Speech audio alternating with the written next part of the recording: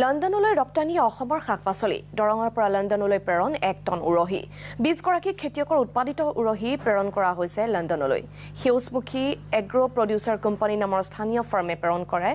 উৰহিখিনি শীঘ্ৰে বিদেশলৈ পঠোৱা হ'ব জলকীয়া আৰু বেঙেনাও আৰু বিষয়ে আমাক জনাব আমাৰ সাংবাদিক হেমন্ত কুমাৰ বৰুৱাই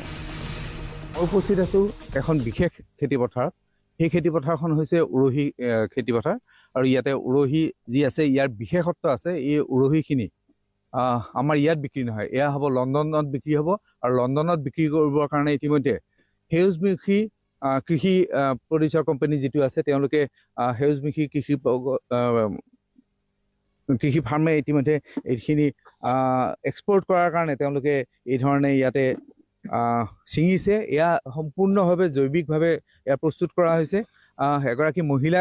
কৃষকে কৰিছে আৰু এইটো হৈছে কিয়াগো এক্সিম এক্সপো প্ৰাইভেট লিমিটেড নামৰ এটা কোম্পানীৰ জৰিয়তে এয়া বিদেশলৈ যাব আৰু বিদেশলৈ যোৱা এইসমূহ যি উৰহি আছে এই উৰহিসমূহ দৰং জিলাত পূৰ্বেও এই ধৰণে পঠিওৱা হৈছিলে পূৰ্বে উৰহি পঠিওৱা হৈছে বেঙেনা পঠিওৱা হৈছে বিভিন্ন সেই ধৰণে বিভিন্ন পাচলি পঠিওৱা হৈছে কিন্তু এইবাৰ বিশেষভাৱে দৰঙৰ কৃষকে উৎপাদন কৰা এয়া উৰহি যি আছে সেই উৰহি তেওঁলোকে ইতিমধ্যে বিক্ৰীৰ কাৰণে সেই বিদেশলৈ পঠিয়াবৰ কাৰণে ইতিমধ্যে এই ধৰণে ছিঙিছে মই আপোনাৰ পৰা জানিব বিচাৰিম আৰু আপুনি এইবাৰ কিমান খেতি কৰিছে 2 বিঘা কৰিছে স্যাৰ 2 বিঘা ইয়াতে কেনেকুৱা ধৰণে কৰিছে আপুনি বিদেশলৈ পঠিয়াব হয় স্যাৰ কি ধৰণে ইয়াতে জৈৱিক সাৰ কৰিছে নে ৰাসায়নিক সাৰ দিছে জৈৱিক সাৰ কৰিছে হয় কেনেকুৱা হৈছে উৎপাদন ভাল হৈছে স্যাৰ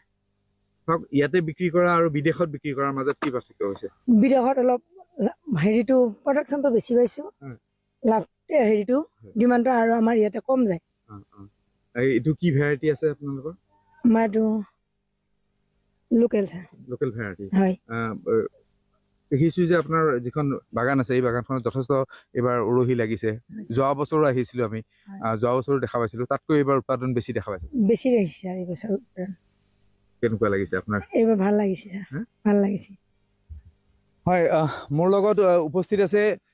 সেউজমুখী কৃষি প্ৰকল্পৰ লোক আমি তেওঁৰ পৰাই জানিব বিচাৰিম আপুনি নিজেও খেতি কৰে আৰু আপুনি বিদেশত পঠিয়াবৰ কাৰণে আপোনালোকে এটা ব্যৱস্থা গ্ৰহণ কৰিছে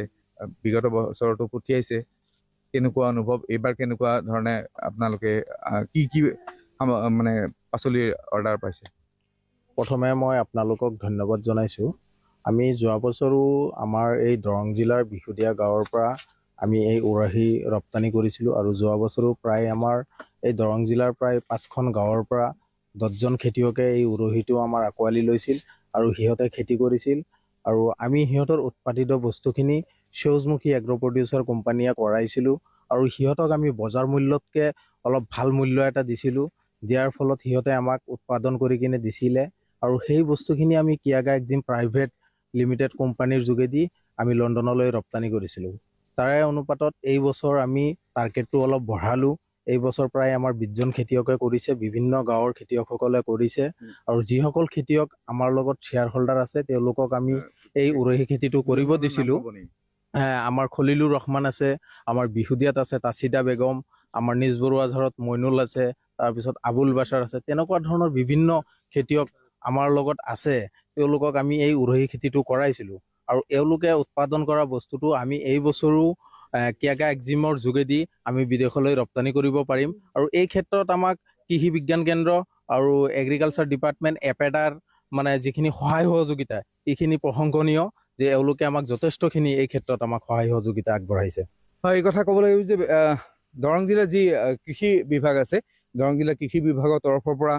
কৃষকসকলক যথেষ্ট সুবিধা দিছে বিগত বছৰত 10 গৰাকী কৃষকে এই ধৰণৰ উৰহি খেতি উৎপাদন কৰিছিলে আৰু এইবাৰ আমি দেখিছো যে 20 গৰাকী কৃষকে উৎপাদন কৰিছে আৰু এই যে এই উৰহি যাব বিদেশলৈ সেয়া লণ্ডনলৈ যাব আৰু লণ্ডনৰ যিসকল লোক আছে সেইসকল লোকে দৰঙত উৎপাদিত দৰঙৰ বিহুদিয়া বা খাৰুপেটীয়া অঞ্চলত যি উৎপাদন হৈছে উৰহি সেই উৰহিৰ সুন্দৰভাৱে তেওঁলোকে উৎপাদন কৰিছে সেয়া হৈছে ধন্যবাদ জনাইছো